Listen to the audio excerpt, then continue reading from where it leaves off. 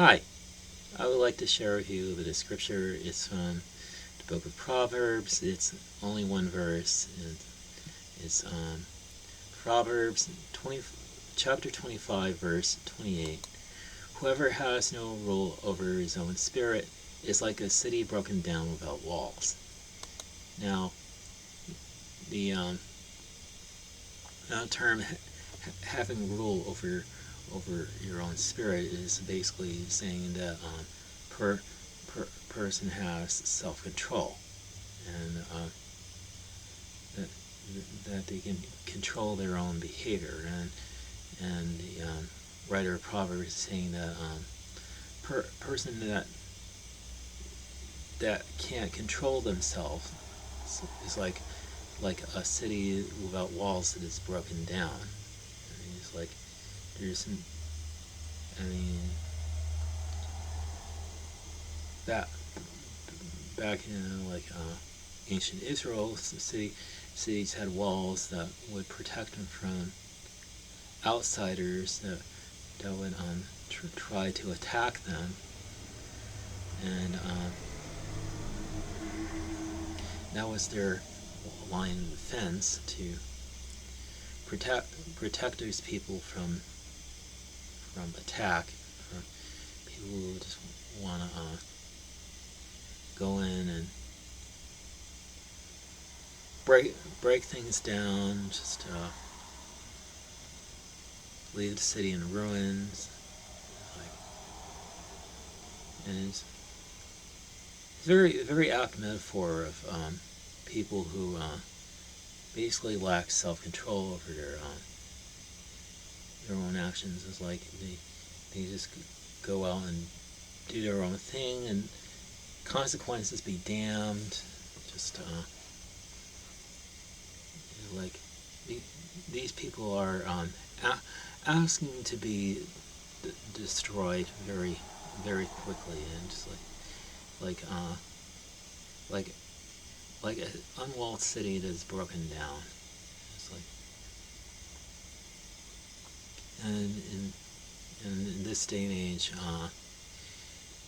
line of defense that Christians have to defend themselves from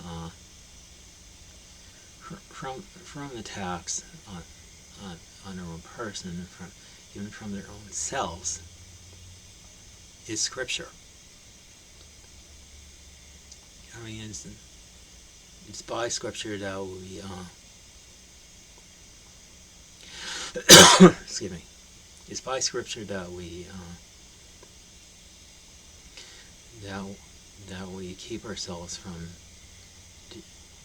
doing dangerous things to ourselves and other people, and just we keep ourselves from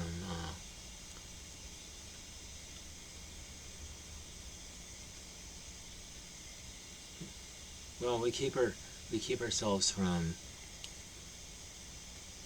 doing things that dishonor God, like stealing or killing, or committing sexual immorality. Just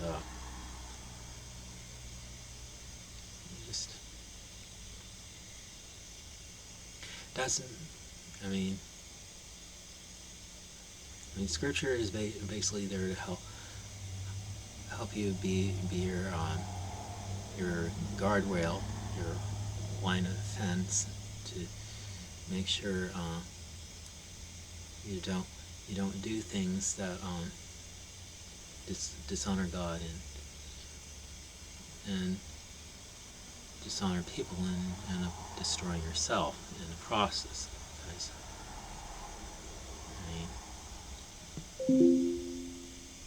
I mean, King Solomon, when he first came to power, asked for wisdom from God, and God gave him wisdom, and he was known as the wisest king of land, the known world at the time, and that all kings of earth basically came to him to seek his wisdom. his name became renowned. Unfortunately, he allowed his multiple marriages to women, his desire for power, and his desire for power to consume him, and he ended up falling away from God and serving idols that the women that he married served, and some of those worship places still remain until the time of King Josiah of Judah, when destroying them, his purge of everything that was ungodly in the land of Judah and Israel,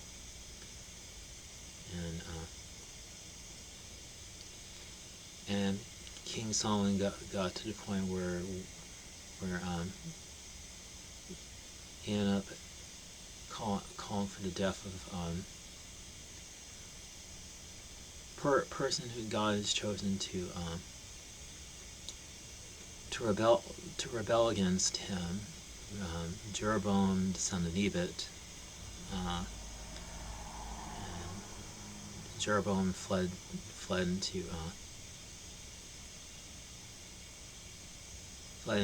into Egypt, and we do see in Ecclesiastes that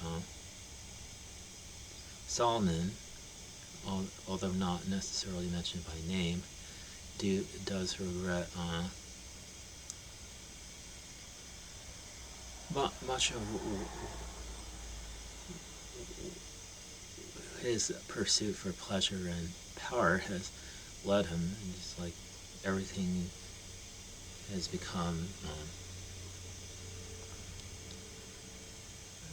vanity, a grasping of the wind, and saying that there's nothing that more bitter than death is one whose heart is nets and snares. So, like, I mean, women ended up ruining his life in ways that we only get to see a glimpse of in Scripture. I mean, I'm sure it's probably much more deeper than that. It's like it just really corrupted Solomon's spirit, and it's like he just that was why God ended up raising up Jeroboam's son Nebat to rebel against King Solomon, and later after Solomon's death and the start of his son Rehoboam's reign as king of Judah, that part of the king of Israel was torn away from Rehoboam and given over to Jeroboam, and Rehoboam was given only Judah and Benjamin to rule over as king. Just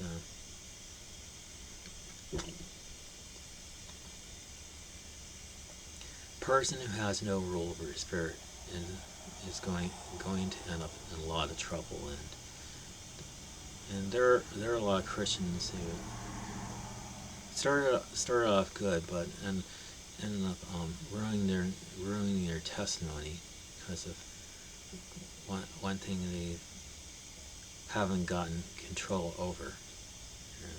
So, anyway, that's pretty much all I have to share with you in this video. So, have a good day, and God bless you.